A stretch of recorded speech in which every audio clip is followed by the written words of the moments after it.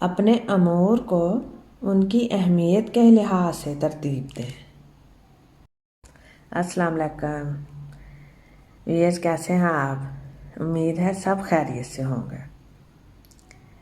آج ہم بات کریں گے کہ ہم صبح جلدی اٹھیں اور رات کو جلدی سوئیں، اس لیے کہ یہی وقت ہوتا ہے اپنے پورے دن کے کاموں کو ترتیب دینے کا۔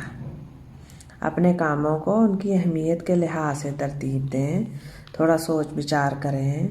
صبح صبح ہم فریش ہوتے ہیں، دن بھر کی مصروفیت کی تھکن نہیں ہوتی۔ آپ کچھ بھی کر رہے ہوں، چاہے سیلز مین ہوں، چاہے بزنس مین ہوں، صبح صبح آپ فریش ہوتے ہیں۔ صبح جلدی اٹھیں، رات کو جلدی سونے سے پہلے اپنے اگلے دن بھر کی منصوبہ بندی کر لیں، پھر اگلا دن بغیر ٹینشن کے گزرتا ہے اور آپ پرسکون رہتے ہیں۔ اور اگر آپ پرسکون رہتے ہیں تو کام اچھے طریقے سے کر سکیں گے۔ کوئی بھی کام شروع کرنے سے پہلے فیصلہ سازی کر لیں، اور فیصلہ سازی کرنے کے لیے اس کے تہہ تک جائیے، ٹھنڈے دماغ سے سوچئے تو ہر فیصلہ بہتری کی طرف جائے گا۔ بہت سے لوگ اس لیے دنیا سے چلے جاتے ہیں کیونکہ وہ اپنے ماتحتوں سے کام لینا نہیں جانتے، ہر ذمہ داری خود نبھاتے رہتے ہیں۔ نتیجہ یہ نکلتا ہے کہ وہ پریشانی کا شکار ہو جاتے ہیں، کام کے بوجھ تلے دبے رہتے ہیں، اس سے ان کے اعصاب جواب دے جاتے ہیں۔ کام کی زیادتی سے اور جلد بازی سے، پریشانی سے، ہر وقت کام کرتے رہنے سے اعصابی نظام تباہ ہو جاتا ہے۔ اپنے ماتحتوں کو کام سونپنا ایک مشکل امر ہے، لیکن اس کے بغیر بھی گزارا نہیں ہے۔ آپ کو اپنے ماتحتوں کو کام سمجھانا پڑے گا اور انہیں کام دینا پڑے گا تاکہ آپ آسانی میں رہ سکیں۔ کام کی زیادتی کی وجہ سے آپ کے ساتھ پریشانی، اعصابی دباؤ اور تھکن سے بچنے کی غرض سے یہ مشکل کام سر انجام دینا انتہائی ضروری ہے۔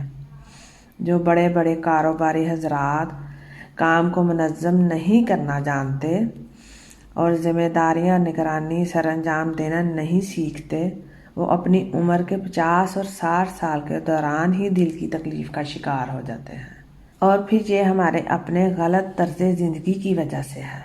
اگر ہم پرسکون رہیں اور صحیح طریقے سے نظام کو چلائیں تو پریشانی بھی کم ہو اور ہم ہر طرح کی بیماری سے بھی بچیں گے۔ تھکاوٹ اور پریشانی سے نجات حاصل کیسے کریں؟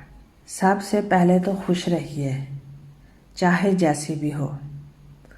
اپنے آپ سے باتیں کیجیے اور خوش رہیے۔ اپنی میز کو غیر ضروری کاغذات سے پاک رکھیں۔ غیر ضروری کاغذات بالکل بھی اپنے سامنے نہ رکھیں، اس سے ٹینشن بڑھتی ہے کہ ہم شاید یہ کام آج پورا نہ ہو سکے، کام کی زیادتی کا شکار ہو جاتے ہیں۔ وہی کاغذات اپنے سامنے رکھیں جنہیں فوری توجہ درکار ہے، اور اپنے امور کو ان کی اہمیت کے لحاظ سے ترتیب دیں۔ جب کبھی کسی مسئلے سے دوچار ہوں تو فیصلہ کرنے سے پہلے تمام حقائق سامنے رکھیں، پھر فیصلہ سازی کریں، اور ذمہ داریاں سونپنا، نظم و نسق قائم کرنا اور نگرانی سر انجام دینا سیکھیں۔ اور بہت بہت شکریہ آپ کا ویڈیو سننے کا۔ میرے چینل کو ضرور سبسکرائب کیجیے گا۔ اللہ آپ کا حامی و ناصر ہو۔